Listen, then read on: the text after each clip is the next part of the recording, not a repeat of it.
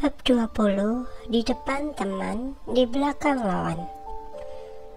Secara diam-diam, Andin mengambil ponselnya dan memotret kebersamaan Bianca bersama dengan Nick.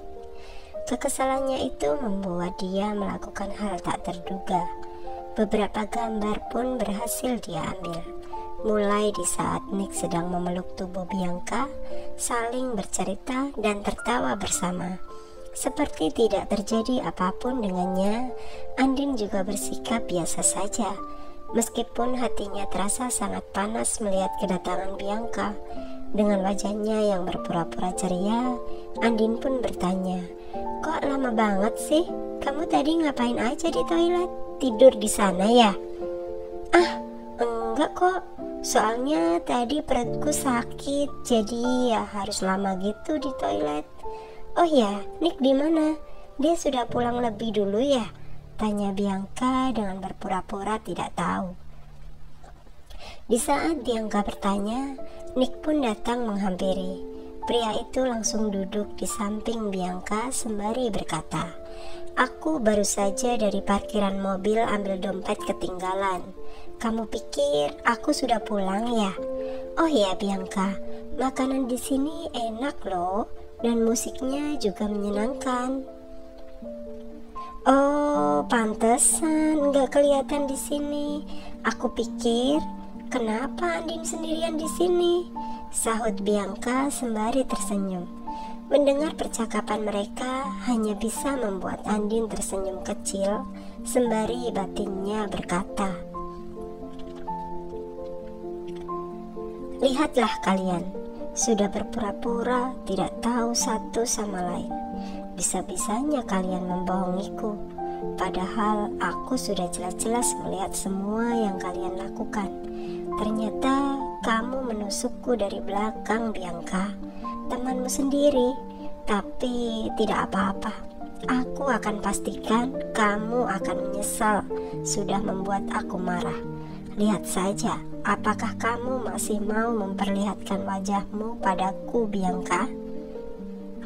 Dengan sengaja, Nick tidak menatap ke arah Andin, walaupun sejak tadi mantan kekasihnya itu terus saja curi pandang melihatnya. Namun, Nick dengan senang hati menatap ke arah Bianca. Hari pun sudah begitu larut, dan mereka bertiga sudah begitu lama berada di klub malam itu. Saat itu Andin segera mengajak Bianca untuk pulang. Kedatangan mereka membuat Nick sangat senang setelah bertemu dengan Bianca. Di dalam rumah, dia tidak berhenti untuk terus tersenyum ketika mengingat wajah Bianca. Berbeda dengan Bianca yang merasa jika sikap temannya berbeda dari biasanya. Andin hanya terdiam selama berada di dalam mobil, berlangsung sampai ke rumahnya. Belum sempat Bianca masuk ke dalam rumahnya, tiba-tiba saja Andin berdiri di depan pintu sampai menghalangi Bianca yang ingin masuk ke dalam. Hal itu membuat Bianca sedikit kebingungan. Ada apa, Andin? Apa ada sesuatu yang terjadi? Aku ingin masuk," tanya Bianca dalam keheranannya. "Ah, tidak ada, Bianca. Hanya saja aku merasa kalau sebaiknya besok malam kamu pulang saja. Aku takut majikanmu sibuk mencarimu atau kesulitan menjaga anaknya. Lagi pula, kamu pasti tidak mau kan kalau sampai dipecat? Cari pekerjaan sekarang susah loh, apalagi kamu juga sudah berhenti dari pekerjaan yang dulu," ucap Andin dengan tiba-tiba dan secara halus ingin mengusir Bianca. Sikap Andin membuat Bianca terheran, bahkan dia kebingungan, dan Bianca pun berkata, "Tapi bukannya kemarin kamu yang memperbolehkan aku untuk menginap di sini? Kenapa tiba-tiba kamu seperti ingin aku cepat-cepat pergi? Apa aku sudah berbuat salah padamu, Andin?" "Tidak seperti itu, Bianca. Mana mungkin aku menginginkan kalau temanku ini pulang. Hanya saja aku ingin memberikan kamu solusi supaya bisa kembali berbaikan dengan majikanmu itu. Apalagi dalam urusan anak, dan kamu juga belum pernah berpengalaman dalam bidang menjaga anak. Jadi sebagai teman yang baik, aku menyarankan supaya kamu meminta maaf dan menurunkan sedikit ego supaya bisa mendapatkan maaf, terutama uang. Bianca, percayalah, ini bukan yang seperti kamu duga, jelas Andin sembari tersenyum manis. Ucapan Andin membuat Bianca menghembuskan nafas perlahan, lalu berkata, aku memang ingin kembali, tapi aku takut Andin. Kamu tidak tahu masalahnya, dan aku tidak bisa cerita detail denganmu. Tapi bolehkah kalau aku meminta izin untuk tinggal di sini 2 hari lagi? Jujur saja, aku takut pulang kalau baru sehari. Pastinya tidak lucu kan? Bagaimana ya? Apa aku harus mengizinkan Bianca tinggal di sini beberapa hari lagi? Tapi aku juga tidak suka melihatnya sekarang. Terlebih karena dia begitu dekat dengan Nick. Dan itu membuat aku tidak dapat mengambil hatinya Nick kembali, batin Andin. Dengan perlahan Andin pun menggelengkan kepalanya. Meskipun ia dengan sengaja ingin mengusir Bianca dengan cara yang halus, tapi raut wajahnya terlihat sedih hingga membuat Bianca tidak berpikir aneh-aneh dengan temannya itu. Bianca, ini demi dirimu dan juga pekerjaanmu. Jika memang kamu takut, ya sudah, tidak apa-apa. Biarkan aku yang berbicara langsung kepada majikanmu itu bahwa tindakannya sudah berlebihan, apalagi jika sampai menurunkan seorang gadis di tengah jalan. Itu memang sudah tidak masuk akal lagi. Katakan, di mana rumah majikanmu itu? Terlihat Andin sangat ingin membantu. Wah, gawat kalau sampai Andin tahu siapa majikanku yang sebenarnya. Bisa-bisa membuat Pak Benny malu kalau mengetahui aku hanyalah istri bayaran, bukan istri berlian yang seperti wanita-wanita lain dibanggakan oleh suaminya, batin Bianca.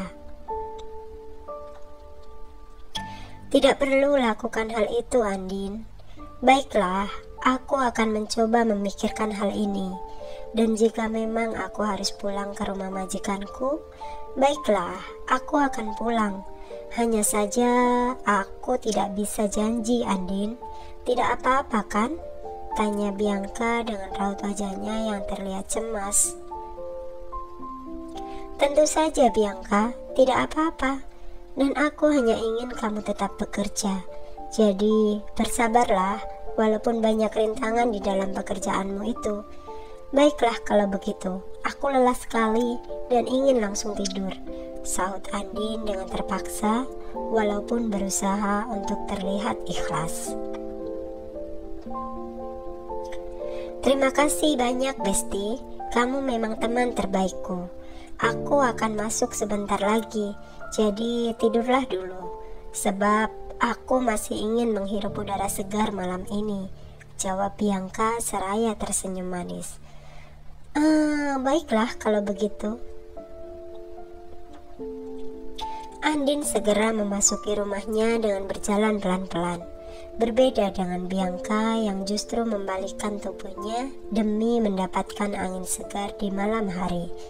Tepat di saat Bianca tidak melihat temannya itu, tiba-tiba saja Andin mengejek Bianca dari belakang, bahkan menatap dengan tatapan penuh dendam. Kebenciannya terhadap Bianca pun sudah semakin berat, hingga membuatnya menjadi teman yang jahat. Setiba di dalam kamarnya, Andin segera mengeluarkan ponselnya dan meminta pada salah seorang teman untuk menyebarkan semua foto yang diam-diam ia ambil. Momen di saat Bianca bersama dengan Nick berduaan Dengan begitu cepat, semua foto-foto milik Bianca pun tersebar, bahkan dengan kejelasan bahwa Bianca sedang berduaan bersama dengan kekasih dari teman baiknya. Dalam sekejap, nama Bianca menjadi tercemar di kalangan semua perempuan. Dia bahkan disebut sebagai perusak dan perebut milik orang lain.